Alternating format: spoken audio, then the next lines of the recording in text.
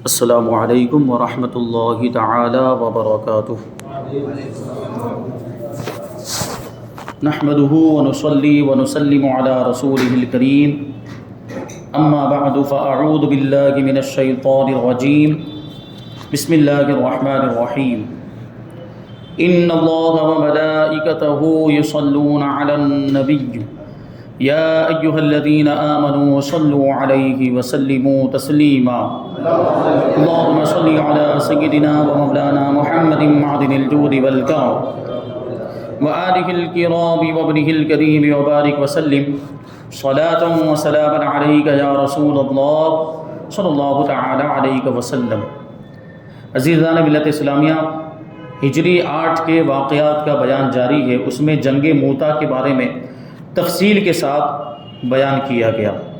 اب یہاں سے سریۃ الخبط کے بارے میں بتاتے ہیں کہ اس سریے کو حضرت امام بخاری نے غزوہ سیف البحر کے نام سے ذکر کیا ہے۔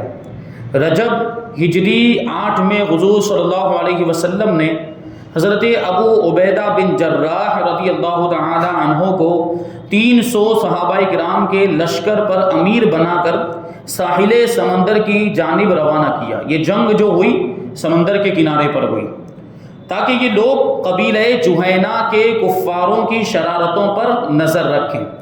اس لشکر میں خوراک کی اس قدر کمی پڑ گئی کہ امیر لشکر مجاہدین کو روزانہ ایک ایک کھجور راشن میں دیتے تھے، یعنی صرف روزانہ کھانے کے لیے مجاہدین کو ایک ایک کھجور ہی دی جاتی تھی۔ یہاں تک کہ ایک وقت ایسا بھی آ گیا کہ یہ کھجوریں بھی ختم ہو گئی اور لوگ بھوک سے بے چین ہو کر درختوں کے پتے کھانے لگے۔ اور یہی وجہ ہے کہ عام طور پر مؤرخین نے اس سریے کا نام سریۃ الخبط یا جیش الخبط رکھا ہے۔ خبط عربی زبان میں درخت کے پتوں کو کہتے ہیں۔ چونکہ مجاہدین اسلام نے اس سریے میں درختوں کے پتے کھا کر جان بچائی، اس لیے یہ سریۃ الخبط کے نام سے مشہور ہو گیا۔ ایسی تکلیفیں بھی برداشت کی ہیں مجاہدین اسلام نے، پتے کھا کر بھی اپنا گزر بسر چلایا۔ حضرت جابر رضی اللہ تعالیٰ عنہ کا بیان ہے کہ ہم لوگوں کو اس سفر میں تقریباً 1 مہینہ رہنا پڑا، اور جب بھوک کی شدت سے ہم لوگ درختوں کے پتے کھانے لگے تو اللہ تعالیٰ نے غیب سے ہمارے لیے رزق کا یہ سامان پیدا فرما دیا کہ سمندر کی موجوں نے ایک اتنی بڑی مچھلی ساحل پر یعنی کنارے پر پھینک دی جو ایک پہاڑی کے مانند تھی۔ اتنی بڑی مچھلی کنارے پر خود بخود آ گئی۔ چنانچہ 300 صحابہ کرام 18 دنوں تک اس مچھلی کا گوشت کھاتے رہے اور اس کی چربی اپنے بدن پر ملتے رہے، اور جب وہاں سے روانہ ہونے لگے تو اس کا گوشت کاٹ کاٹ کر مدینے تک لائے۔ اتنی بڑی وہ مچھلی تھی۔ اور جب یہ لوگ بارگاہ نبوت میں پہنچے اور حضور صلی اللہ علیہ وسلم سے اس کا تذکرہ کیا کہ اس طریقے سے ایک مچھلی کنارے پر آ گئی اور ہم نے اس کو 18 دنوں تک کھایا اور اس کا یہ گوشت بچا ہوا لے کر بھی آئے ہیں، تو آپ نے ارشاد فرمایا کہ یہ اللہ تعالیٰ کی طرف سے تمہارے لیے رزق کا سامان ہوا تھا۔ پھر آپ نے بھی اس مچھلی کا گوشت طلب فرمایا اور اس میں سے کچھ تناول بھی فرمایا۔ یہ اتنی بڑی مچھلی تھی کہ امیر لشکر حضرت ابو عبیدہ رضی اللہ تعالیٰ عنہ نے اس کی 2 پسلیاں زمین میں گاڑ کر کھڑی کر دیں تو کجاوا بندھا ہوا اونٹ اس کے محراب سے گزر گیا۔ وہ جو کانٹے ہوتے ہیں نا مچھلی کے ایسے گول گھومے ہوئے ہوتے ہیں، تو ان 2 کانٹوں کو نکال کر وہ پسلیوں کی طرح ہڈیوں کی طرح تھی، کیونکہ وہ مچھلی اتنی بڑی تھی، اس کو یوں کمان بنا کر نصب کر دیا، زمین میں گاڑ دیا۔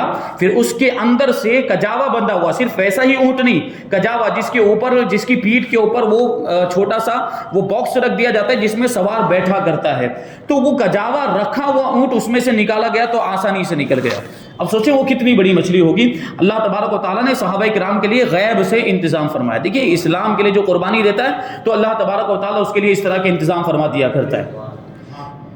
رمضان ہجری 8 تاریخ نبوت کا نہایت ہی عظیم الشان عنوان ہے اور سیرت مقدسہ کا وہ سنہرا باب ہے کہ جس کی آب و تاب، جس کی چمک سے ہر مومن کا دل قیامت تک مسرتوں کا آفتاب بنا رہے گا، کیونکہ تاجدار دو عالم صلی اللہ علیہ وسلم نے اس تاریخ سے 8 سال قبل انتہائی رنجیدگی اور غم کے عالم میں اپنے یار غار کو ساتھ لے کر رات کی تاریکی اور اندھیرے میں مکہ سے ہجرت فرما کر اپنے وطن عزیز کو خیر آباد کہہ دیا دیا تھا۔ یہ اس سے آج جو تاریخ 8 ہجری تھی اس سے 8 سال پہلے حضور پاک صلی اللہ علیہ وسلم نے مکہ مکرمہ کو چھوڑا تھا۔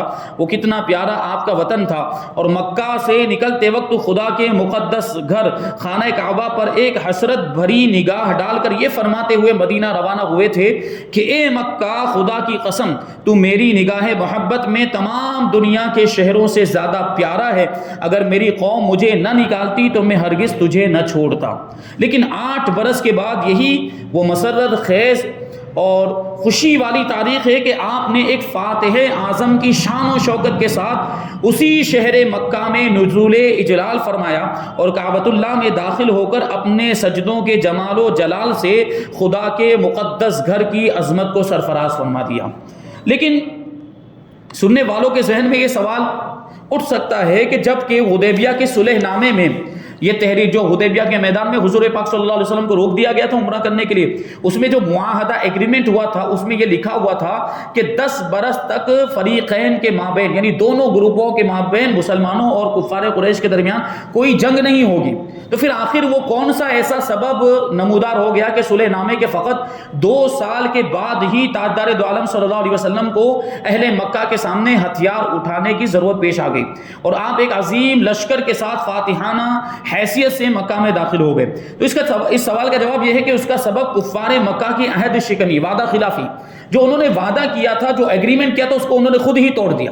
صلح نامے کا جو حدیبیہ کا جو صلح نامہ تھا اس سے ان لوگوں نے غداری کی، اس میں جو دفعات لکھی ہوئی تھی، اس میں جو شرطیں لکھی تھی، ان شرطوں کی ان لوگوں نے پابندی نہیں کی اور اس کو توڑ دیا۔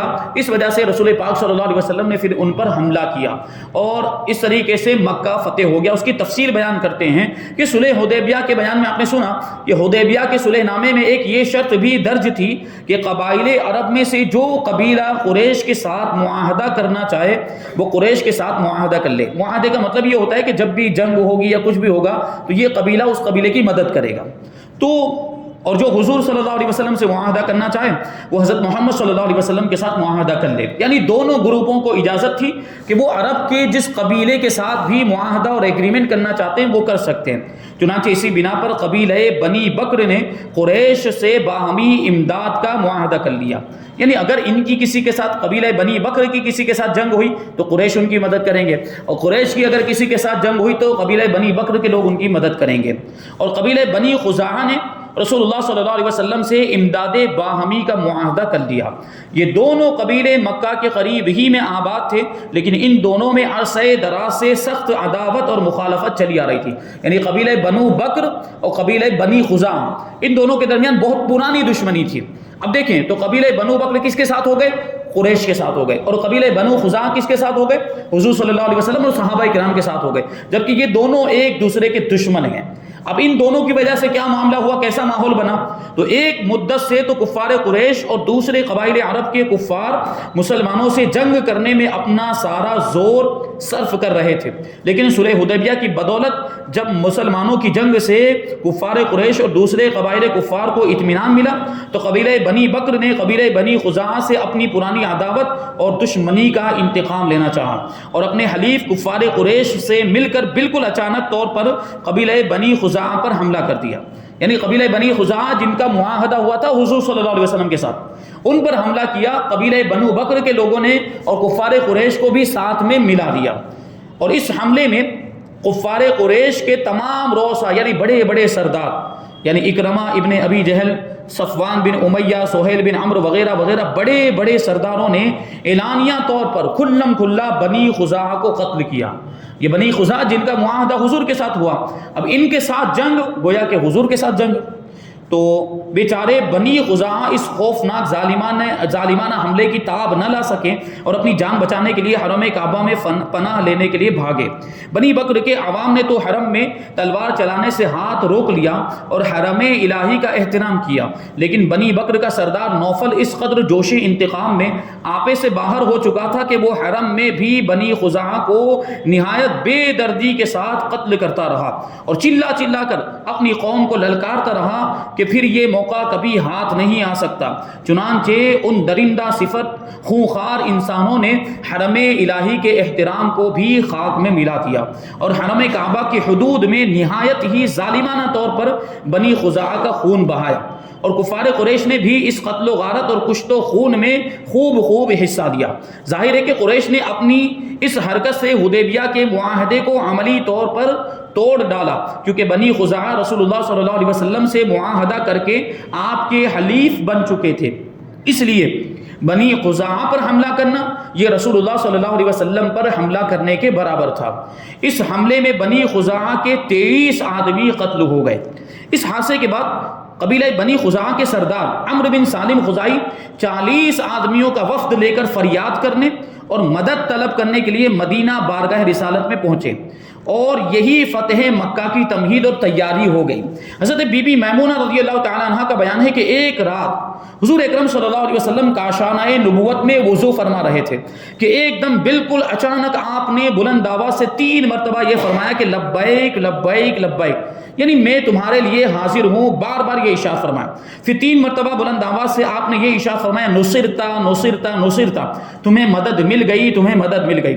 جب آپ وضو خانے سے باہر نکلے تو میں نے، یعنی حضرت میمونہ کہتی ہے، میں نے عرض کیا کہ یا رسول اللہ صلی اللہ تعالیٰ علیہ وسلم آپ تنہائی میں کس سے گفتگو فرما رہے تھے؟ تو ارشاد فرمایا کہ اے میمونہ غضب ہو گیا، میرے حلیف بنی خزاعہ پر بنی بکر اور کفار قریش نے حملہ کر دیا ہے، اور اس مصیبت اور بے کسی کے وقت میں بنی خزاعہ نے وہاں سے چلا چلا کر مجھے مدد کے لیے پکارا ہے اور مجھ سے مدد طلب کی ہے۔ اب آپ غور کریں، حضور پاک صلی اللہ علیہ وسلم مدینہ منورہ کے اندر ہیں اور بنی خزاعہ پر حملہ کہاں ہوا ہے؟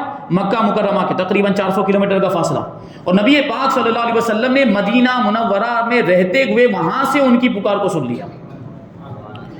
تو حضور آگے فرماتے کہ میں نے ان کی پکار کو سن کر ان کی ڈھارس بندھانے کے لیے ان کو جواب دیا ہے۔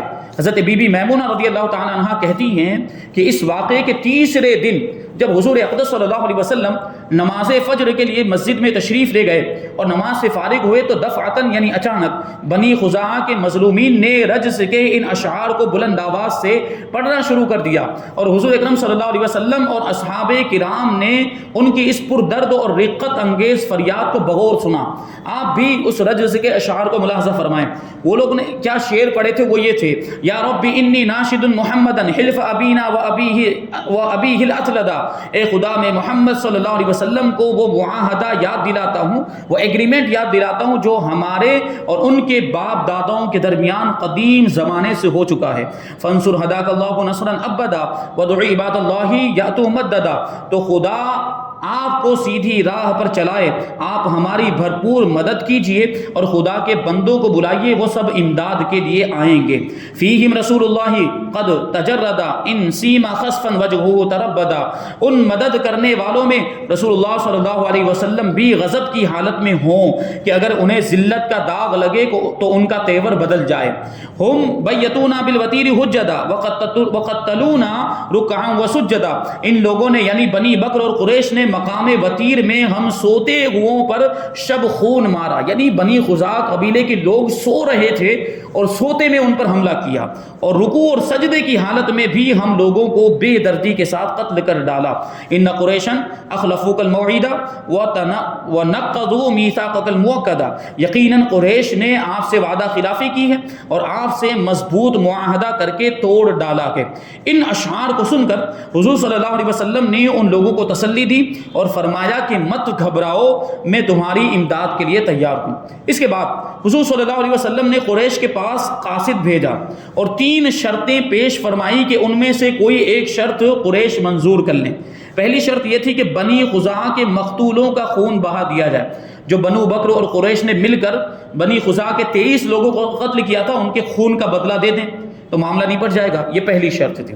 اور دوسری شرط یہ تھی کہ قریش قبیلہ بنی بکر کی حمایت سے الگ ہو جائے، کیونکہ بنی بکر بنی خزاعہ کے دشمن تھے اور بنی خزاعہ کا معاہدہ حضور کے ساتھ ہوا تھا۔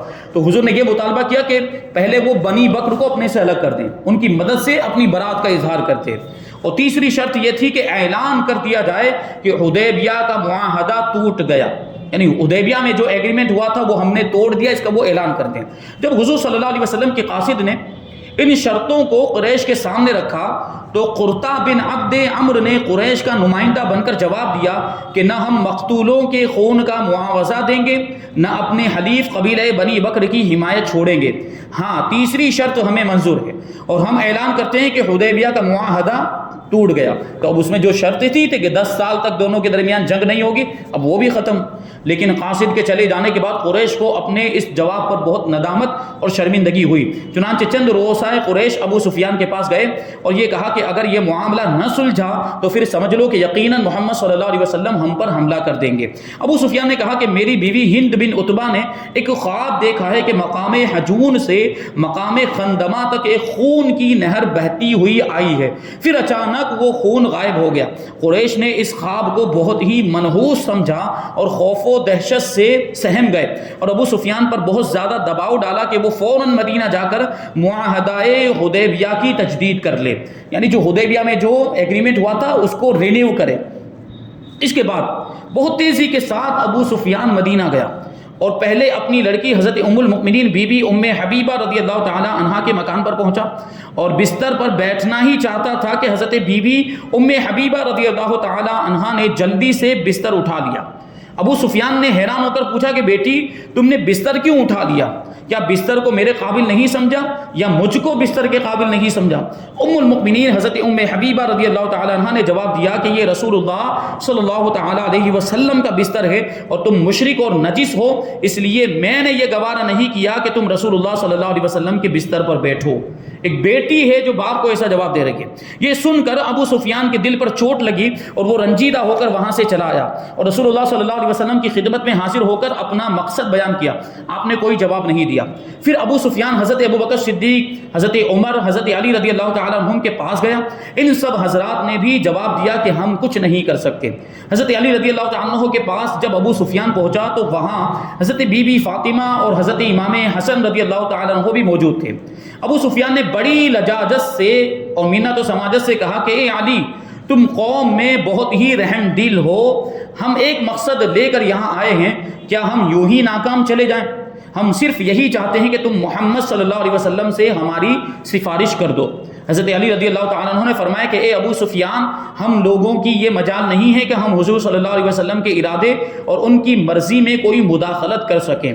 ہر طرف سے مایوس ہو کر ابو سفیان نے حضرت فاطمہ زہرا رضی اللہ تعالیٰ عنہا سے کہا کہ اے فاطمہ، یہ تمہارا 5 برس کا بچہ یعنی امام حسن رضی اللہ تعالیٰ عنہ ایک مرتبہ اپنی زبان سے اتنا کہہ دے کہ میں نے دونوں فریق میں صلح کرا دی، دونوں گروپ میں صلح کرا دی، تو آج سے یہ بچہ عرب کا سردار کہہ کر پکارا جائے گا۔ حضرت امام حسن حالانکہ 5 سال کے تھے، تو حضرت بی بی فاطمہ رضی اللہ تعالیٰ عنہ نے جواب دیا کہ بچوں کو ان معاملات میں کیا دخل، بچوں کو ایسے معاملات میں کیوں گھسیٹ رہے ہو؟ بالآخر ابو سفیان نے کہا کہ اے علی، معاملہ بہت کٹھن نظر آتا ہے، کوئی تدبیر بتاؤ، کوئی آئیڈیا دو۔ حضرت علی رضی اللہ تعالیٰ عنہ نے فرمایا کہ میں اس سلسلے میں تم کو کوئی مفید رائے تو نہیں دے سکتا، لیکن تم بنی کنانہ کے سردار ہو، تم خود ہی لوگوں کے سامنے اعلان کر دو کہ میں نے حدیبیہ کے معاہدہ کی تجدید کر دی، یعنی جو ایگریمنٹ ہمارے درمیان ہوا تھا اس کو رینیو کیا۔ ابو سفیان نے کہا کہ کیا میرا اعلان کچھ مفید ہو سکتا ہے؟ تو حضرت علی رضی اللہ تعالیٰ عنہ نے فرمایا کہ یک طرفہ اعلان ظاہر ہے کہ کچھ مفید نہیں ہو سکتا، مگر اب تمہارے پاس اس کے سوا اور کوئی چارہ کار ہی کیا ہے؟ ابو سفیان وہاں سے مسجد نبوی میں آیا اور بلند آواز سے مسجد میں اعلان کر دیا کہ میں نے حدیبیہ کے معاہدہ کی تجدید کر دی، مگر مسلمانوں میں سے کسی نے بھی کوئی جواب نہیں دیا۔ ابو سفیان یہ اعلان کر کے مکہ روانہ ہو گیا۔ جب مکہ پہنچا تو قریش نے پوچھا کہ مدینے میں کیا ہوا؟ ابو سفیان نے ساری داستان بیان کر دی۔ تو قریش نے سوال کیا کہ جب تم نے اپنی طرف سے حدیبیہ کے معاہدے کی تجدید کا اعلان کیا تو کیا محمد صلی اللہ علیہ وسلم نے اس کو قبول کر لیا؟ تو ابو سفیان نے کہا کہ نہیں۔ یہ سن کر قریش نے کہا کہ یہ تو کچھ بھی نہیں ہوا، یہ نہ تو صلح ہے کہ ہم اطمینان سے بیٹھ جائیں، نہ یہ جنگ ہے کہ لڑائی کا سامان کیا جائے۔